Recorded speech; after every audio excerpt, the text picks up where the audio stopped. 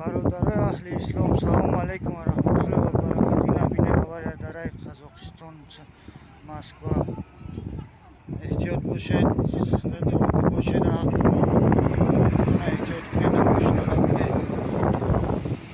نه علامتی نمی تیز نه علامتی تیز نه شوفرش دست کرده گیده درون شاید خوش روز کرده گیده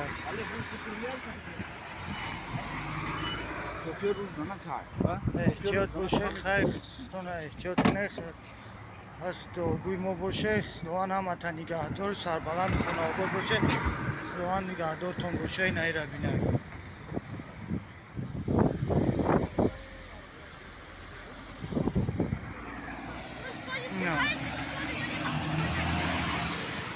اینا خوب حالا بینه که زنگ زیستن چیکار دازید یا اون چی نمیاید از کارش چی میکنه هیچی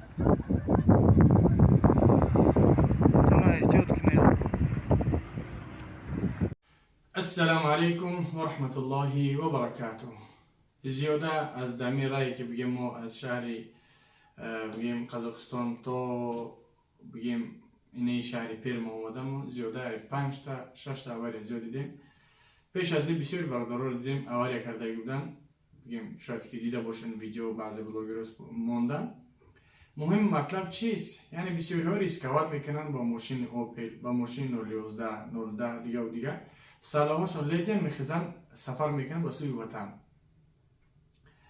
بعضیش هم میگیم سبحان الله که ویدیو میکنیم که انسانان خوب مثلا که ریسکوات نکنین مثلا لیتنی واریانت قطعی بالونوی لیتنی قطعی ریسکوات نکنین نوین میگه همه دستی الله چیزی که در نصیب باشن میشن میخیزن میروان. بعد یک ساعت دو ساعت پس میشنید که حضرت بگیم بالوناش پر گفتن فورا خیلی دش یعنی هم خیلی تقریبا 10 نفر زیاد دیدیم سبحان الله که از دنیا گذشتن.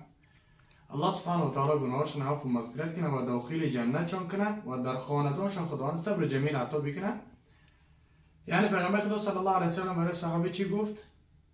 یعنی اشتر تبوبن بعد که توکلش به الله بکن و شما رو موترتون و ماشینتون جور کنین خوبش کنین میگه همه طرفه بعد تکیه به الله بکنین توکل به الله بکنین بعد ببرین برا.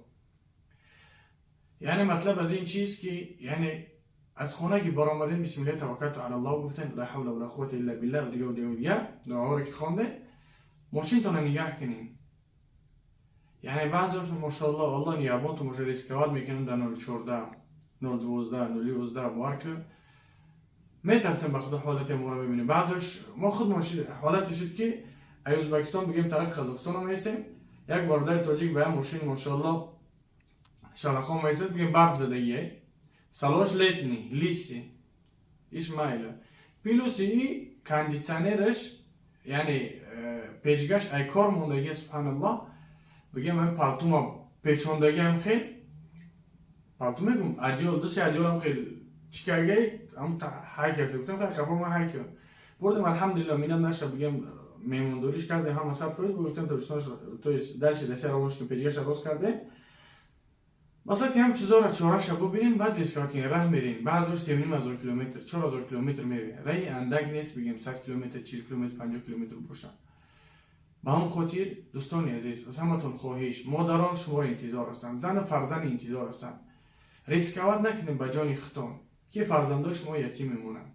شوهر گفت که زن شما به شوهر میمونه به وزن میمونن او پول ملک مال همه سر میمونه. با هم خاطر ولی که رفتین یک ماشین ساز خطی برین یا اینکه نرفتین با ماشین بس عملیات برین همه چیز بهتر.